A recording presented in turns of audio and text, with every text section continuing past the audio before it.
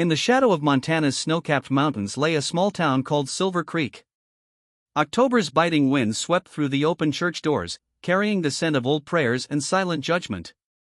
The girl's name was Amelia Reed, just 19, slender, with brown eyes wide with fear.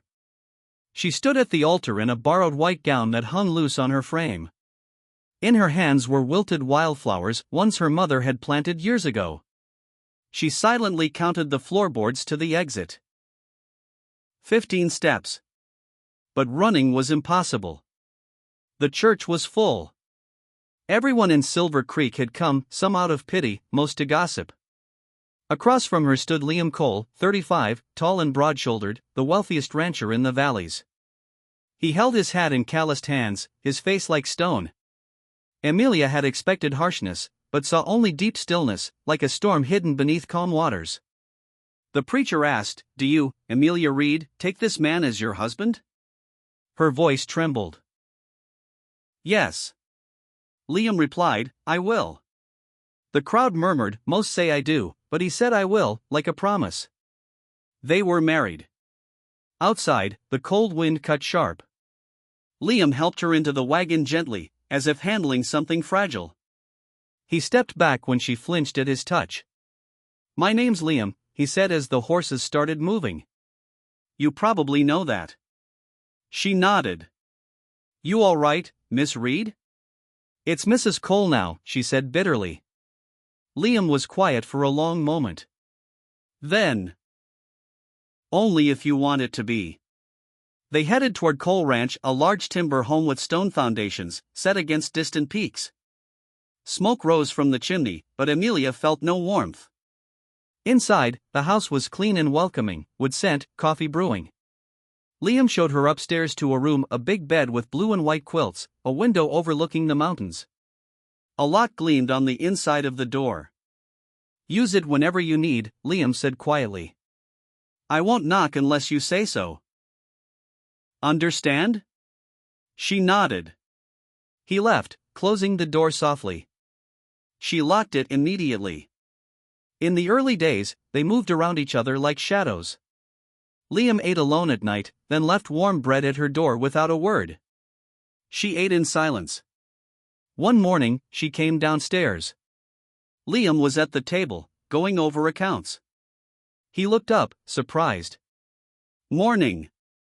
She sat across from him. He slid a coffee cup her way. "Why did you marry me?" she finally asked. Liam set down his pen. "A man named Harris came to me. Said your family was in troubled debt from bad years. I thought, maybe it could help us both. I'm alone here. The house is too big for one person. You didn't know I had no choice?" His jaw tightened. "No. When I saw your face at the altar, I understood then. Too late." She told him everything, the droughts, the bank closing in, her father's tearful agreement. Liam listened without interrupting. "I'm sorry. I thought it was mutual. Now I'll try every day to make it right. You're my wife, but not my property." Days later, a letter arrived, an invitation to a town welcome party. Liam tossed it into the fire. "We're not going." That night, Amelia left her door cracked open for the first time. Liam noticed but said nothing. Slowly, they grew closer. She learned to ride, he gave her a gentle mare named Rose. The first time she laughed atop the horse, Liam's face lit up with a real smile.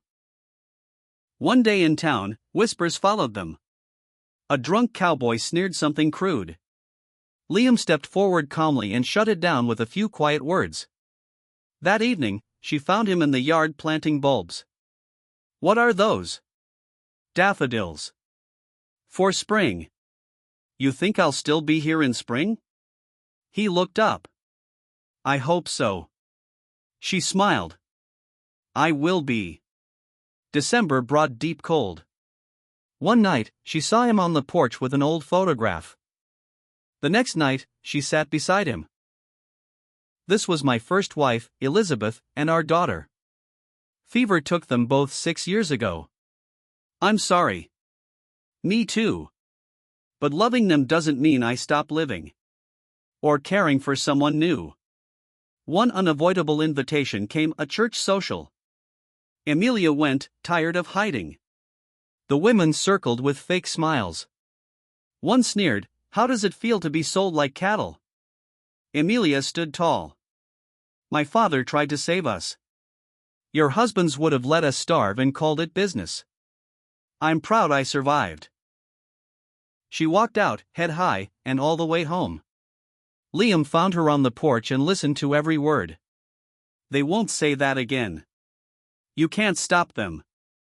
"No. But I can make sure they hear me." That night, Emilia packed a bag and wrote a letter. She was leaving not because of him, but so the town's hate wouldn't touch him. At dawn, she entered the kitchen with the bag. Liam was reading the letter.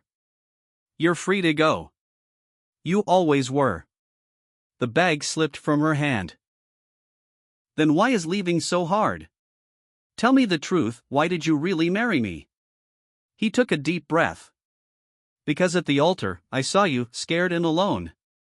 I thought maybe we could end both our loneliness. Build something from the broken pieces. It wasn't fair. I just hoped one day you'd choose to stay." Emilia carried the bag back upstairs and unpacked everything. She returned and placed the crumpled letter in his hands. "I choose you. I choose us." Sunday came clear and sharp. They sat in the front pew, every eye on them. Before the service began, Liam stood. "Permission to speak, Reverend?" The church fell silent. "Most of you know how Emilia came to me. Some think I bought her. You're wrong. I paid her father's debt, $900 to save their farm.